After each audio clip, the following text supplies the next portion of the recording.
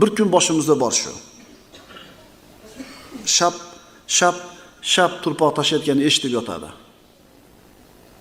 Hammamizni boshimizda bor. Alloh taolo aytadi: "Ey bandam, seni qoldirib ketishdi. Bu mayitni uyda birinchi kun mahzunlik, qayg'u, yig'i. 2 kun o'tgandan keyin sal esdan chiqishni boshlaydi.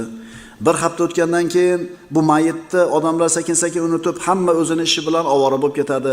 Bir oydan keyin boyagidek o'yin-kulgi, valima, sayohat, mayit qabrda qolib ketdi." Alloh taolo aytayapti: "Ey bandam, seni qoldirib o'zlari ketishdi, tuproqqa berishdi. Agar sen bilan qolganda ham senga ularning foydasi tegmas edi. Endi sen uchun mendan boshqa hech kim yo'q. Endi sen uchun mendan boshqa hech kim yo'q. Men esa hech qachon o'lmayman."